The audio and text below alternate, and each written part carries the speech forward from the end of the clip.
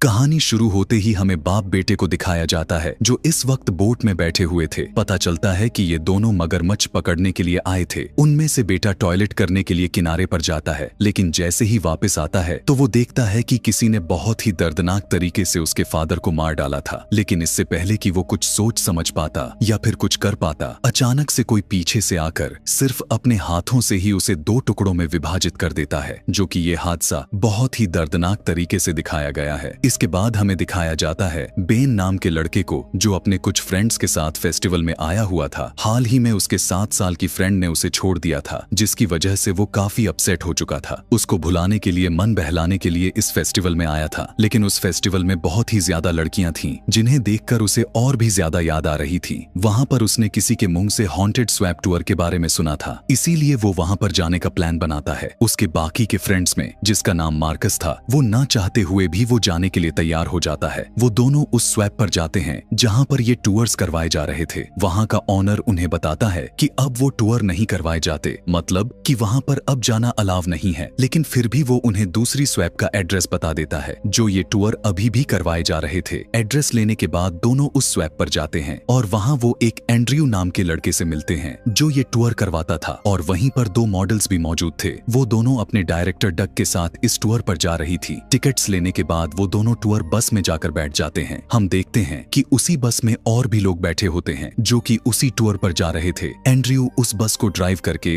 उस स्वैप तक लेकर जाता है और वहां जाकर वो सब के सब एक बोट में बैठ जाते हैं। एंड्रयू बोट को स्टार्ट करके उन्हें वहां से लेकर जाने ही लग जाता है कि तभी पानी में कुछ दूरी पर एक आदमी उन्हें चिल्ला चिल्ला कर वहां पर जाने से मना करता है, लेकिन वो लोग उसे पागल समझकर इग्नोर कर देते हैं और आगे बढ़ चलते हैं। एंड्रयू उन्हें उस स्वैप पर टूर करवा रहा था, और क्योंकि यह एक हॉन्टेड टूर था, इसीलिए साथ साथ वो उन्हें डराने की भी कोशिश कर रहा था। स्वैप के किनारे एक घर दिखाई देता है। एंड्रयू उन्हें बताता है को ये घर यहाँ के अर्बन लेजेंड विक्टर क्रावली का है। वो बताता है कि क्रावली दिखने में बहुत ही ज्यादा बदसूरत था, जिसकी वजह से उसके ही फादर ने ही अपने बेटे को एक हैचेट से मार डाला था, और आज भी क्रावली अपने डैड, अपने फादर के लिए इस जंगल में बहुत ही अजीब तरह से रोता है। तब मैरीबेथ कहने लगती है कि ये जिस घर की जो ये कहानी सुना रहा था, वो सब दोनों ही फेक हैं। फिर कुछ दूर जाने के बाद नीचे पानी में मौजूद बड़े बड़े चट्टानों में उनकी बोट फंस जाती है। वो सब लोग उसे निकालने की कोशिश कर ही रहे होते हैं कि तभी अचानक बारिश आना शुरू हो जाती है, और उन लोगों की इतनी कोशिश के बाद भी वो बोट वहां से नहीं हिलती, और देखते ही देखते कुछ देर के बाद वो बोट डूबने लग जाती है। वे सभी वहां पर फंस चुके थे। फिर जिम एक टूटे हुए पेड़ पर चढ़कर किनारे तक पहुंचने की कोशिश करता है, लेकिन उसका पैर स्लीप हो जाने की वजह से पानी में गिर जाता है कि तभी एक मगरमच्छ उसके पैर को ही पकड़ लेता है। मदद के लिए वो जोर जोर से चिल्लाने लग जाता है, लेकिन कोई भी उसकी हेल्प नहीं कर रहा था। यह देखकर मैरीबेथ एक गन निकालकर उस मगरमच्छ को शूट कर देती है, जिसके बाद वे सभी एक एक करके किनारे तक पहुंच जाते हैं। अब क्योंकि वे सारे के सारे इस मुसीबत में फंस चुके थे, इसीलिए वो सभी एंड्रयू से इसका जवाब मांगते हैं, और यहाँ पर वो एक्सपोज हो जाता है। वो बताता है कि दरअसल वो कोई टूर नहीं करवाता, बल्कि कुछ पैसों की वजह से उसके भाई ने ही उसे यहाँ पर भेजा है, और ये उसका दूसरा टूर है। वो ये भी कहता है कि पहला टूर तो बहुत ही अच्छा रहा, लेकिन दूसरा टूर हमारे सामने था, जिसमें अब ये सारे के सारे काफी बुरी तरह से फंस चुके हैं। बात को टालने के लिए वो मैरीबेथ से पूछता है कि उसके पास गन कहां से आई, जिस पर वो कहती है कि वो यहाँ इस जंगल में किसी को ढूंढने के लिए आई है। आज से ठीक 2 रात पहले ही उसका फादर और उसका भाई यहाँ पर मगरमच्छ पकड़ने के लिए आए हुए थे, और वो जब घर वापस नहीं आए तो इसीलिए वो उन्हें यहाँ पर ढूंढने के लिए चली आई थी। ये वही 2 मेल्स थे जिन्हें हमें इस कहानी को शुरू होते ही देखा था, जिन दोनों को किसी ने बहुत ही बेरहमी से मार डाला था। वो कहती है कि जितनी जल्दी हो सके हमें यहाँ से निकल जाना चाहिए, वरना हम सभी मारे जाएंगे। लेकिन कोई भी उसकी बातों पर यकीन ही नहीं कर रहा था। बात तो तब यहाँ पर बिगड़ जाती है जब ये सब अब यहीं पर रुकने के लिए डिसाइड कर लेते हैं। मैरीबेथ उन्हें बताती है कि ये विक्टर क्रावली का जंगल है। यही सब कहते हुए वो उन्हें उनके सामने इसके असली स्टोरी को बताने लग जाती है। विक्टर क्रावली बचपन से ही काफी ज्यादा ही बदसूरत था, और इसी वजह से उसके फादर उसे सबसे छुपाकर अपने घर में ही रखते थे। वो उसका इकलौता बेटा था, लेकिन बदसूरत होने के बावजूद भी वो उससे प्यार करता था।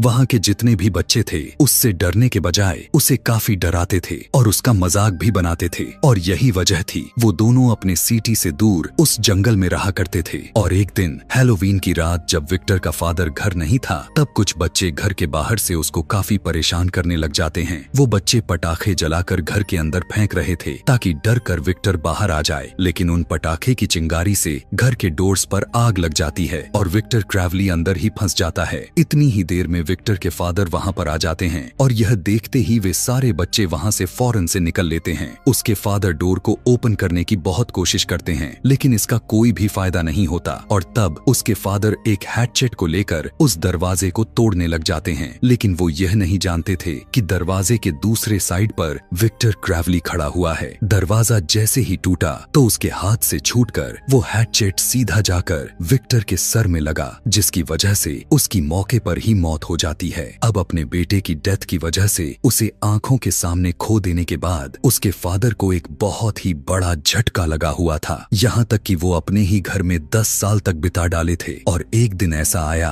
कि वो भी अपने शरीर से आजाद हो गए, यानी मौत की नींद सो गए। और बस उसी ही दिन से विक्टर क्रैवली अपने फादर को इस जंगल में ढूंढता है और इस बीच जो भी उसके रास्ते में आता है वो उसे बहुत ही बेरहमी से मार डालता है। इस पूरी कहानी के सुनने के बाद भी कोई भी उसकी बातों पर यकीन ही नहीं कर रहा था, बल्कि वे सभी यह कह रहे थे कि हम विक्टर क्रैवली के घर को बहुत ही पीछे छोड़ आए हैं। तब मेरी बेत कहने लगती है कि वो तो क्रैवली का असली घर था ही नहीं, बल्कि ये था। वो उन्हें उसका असली घर दिखाती है जो कि बिल्कुल उनके सामने दिखाई दे रहा था। और सबसे दिक्कत वाली बात तो यह था कि क्योंकि अब उन्हें रोड तक पहुंचने के लिए क्रैवली के घर को पार करना पड़ेगा, चलते चलते उन्हें एक बहुत ही खौफनाक तरह की आवाज सुनाई दे पड़ती है। सभी लोग अब डर के मारे गिले हो चुके थे, कोई भी उस घर की तरफ जाना नहीं चाहता था। लेकिन जीम की हालात काफी खराब हो रही थी, इसीलिए उसकी पत्नी सैनन अकेले ही उसे लेकर घर को पार करने लग जाती है। और जैसे ही वो दोनों घर के पास पहुंचते ही हैं, विक्टर क्रैवली घर से निकलकर बाहर आ जाता है और अपने हाथ में लिए हुए हैचेट से उन्हें बुरी तरह से मार मार कर जीम की 2 टुकड़े कर डालता है। यह देखकर उसकी पत्नी सैनन वहां से भागकर अपनी जान बचाने की कोशिश करने लग जाती है, लेकिन क्रैवली उसे भी पकड़ लेता है, उसके मुंह के जबड़े को फाड़ डालता है। यहाँ पर ये सीन इतना ज्यादा डिस्टर्बिंग है कि कोई भी दहल जाएगा। उसे मारते हुए देखकर बाकी के सभी लोग तो वहाँ से भाग जाते हैं, लेकिन मेरी बेथ उस गन से शूट करने लग जाती है और जैसे ही विक्टर क्रैवली उसकी तरफ बढ़ता है वो उस पर गोली चलाकर उसे नीचे गिरा देती है। नीचे गिरते ही वो बौखलाकर वहाँ से भाग जाती है। सभी लोग एक जगह पर इकट्ठे तो हो जाते हैं, लेकिन उनके बीच डग कहीं पर भी दिखाई नहीं दे रहा था। वहाँ दूसरी तरफ हमें डग दिखाया जाता है जो अकेला ही भागे जा रहा था। भागते भागते वो विक्टर क्रैवली से टकरा जाता है और विक्टर क्रैवली भी उसके सर को मरोड़कर उसे काफी दर्दनाक मौत देता है, जिसकी वजह से उसकी भी मौत हो जाती है। दूसरी तरफ वो बचे हुए सभी सर्वाइवर्स वहाँ से निकलने की कोशिश में लगे हुए थे, लेकिन घूम फिरकर वो फिर से उसी घर के सामने पहुंच जाता है जहाँ पर क्रैवली रहा करता है। तब मेरी बेथ कुछ क्रैवली से बचने के लिए हथियार ढूंढने उस घर में जाती है और उसके साथ बेन भी जाता है। वहाँ पर मेरी बेथ को उसके फादर के साथ उसके भाई की डेड बॉडीज मिल जाती है, जिन्हें देखते ही उसका बुरा हाल हो जाता है। इतने दर्दनाक तरीके से मरा हुआ देखकर वो बहुत ही ज्यादा रोने लग जाती है। दूसरी तरफ उन सर्वाइवर्स को झाड़ियों में से किसी की आवाज सुनाई देने लग जाती है। यह देखकर मार्कस के चेक करने पर उसे पता चलता है कि वहाँ पर किसी जंगली जानवर का छोटा सा बच्चा था, जिसके बाद अब वे सभी बेफिक्र हो जाते हैं। लेकिन तभी पीछे से अचानक विक्टर क्रैवली आकर मॉडर्न जेना को पकड़ लेता है और वो बेल्ट सेंडर मशीन को ही उसके मुंह पर चला देता है। उसे देखकर मेरी बेथ का बहुत ही ज्यादा खून खौलने लग जाता है।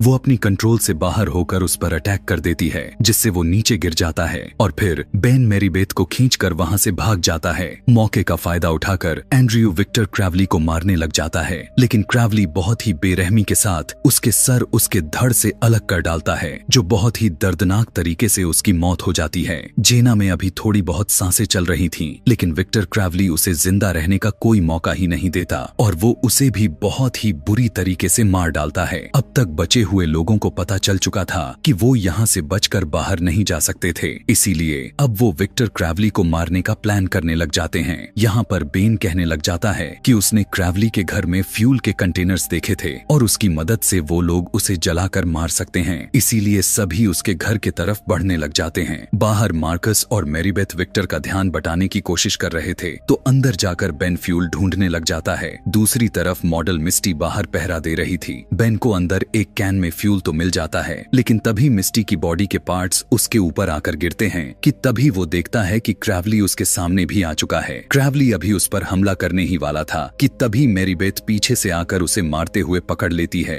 और इसी दौरान बेन उसके ऊपर फ्यूल छिड़क देता है और वो वहाँ पर आग लगा देता है, जिससे विक्टर क्रैवली जलने लग जाता है। यहाँ पर इन लोगों की किस्मत फिर से पलट जाती है। यहाँ पर हम यह भी कह सकते हैं कि विक्टर क्रैवली का किस्मत कुछ ज्यादा ही साथ दे रही थी। वहाँ पर बारिश होने लग जाती है। बारिश की वजह से उसके बॉडी पर लग रहा आग बुझ जाती है। यह देखकर वो लोग अब अपना अंजाम जान चुके थे कि उनकी अब क्या हस्र होने वाले हैं। डर कर वो वहाँ से भागने लग जाते हैं। भागते भागते वे सभी एक कब्रिस्तान तक पहुँच जाते हैं। उन्हें कब्रिस्तान का गेट नजर आ जाता है, लेकिन बदकिस्मती से उनके ठीक सामने क्रैवली आ जाता है। अपनी जान बचाकर वहाँ से भागने लग जाते हैं, लेकिन तभी क्रैवली मार्कस को पकड़ लेता है और उसे बुरी तरह से जकड़कर उसकी बॉडी के एक एक हड्डी को तोड़ डालता है। बेन अपने बेस्ट फ्रेंड को मरता हुआ देखकर काफी अपसेट तो हो जाता है, लेकिन अफसोस की बात तो यह था कि वो उसके लिए कुछ भी नहीं कर रहा था। मैरीबेथ उसे लेकर कब्रिस्तान से बाहर निकल जाती है। तब क्रैवली कब्रिस्तान की गेट का सरिये को निकालकर उसके तरफ फेंकता है, जो सीधा जाकर बेन के पैर में घुस जाता है और अब ये दोनों अपने मौत के करीब पहुंच चुके थे। क्रैवली दौड़ते हुए उन दोनों की तरफ बढ़ने लग जाता है, लेकिन यहाँ पर बेन एक समझदारी वाला काम कर देता है। वो सरिया को निकालने की बजाय विक्टर क्रैवली की तरफ मोड़ देता है और वो सीधा जाकर उसके अंदर घुस जाता है। वो दोनों वहाँ से निकलकर आगे बढ़ने लग जाते हैं। तभी मैरीबेथ की उसकी फादर की बोट भी मिल जाती है। दोनों बोट में बैठकर वहाँ से निकल तो जाते हैं। दोनों को देखकर हमें ऐसा लग रहा था कि जैसे वो दोनों क्रैवली से बचकर निकल चुके हैं, लेकिन हकीकत में तो ऐसा कुछ भी नहीं था। वो दोनों बड़े ही आराम से निकल रहे थे।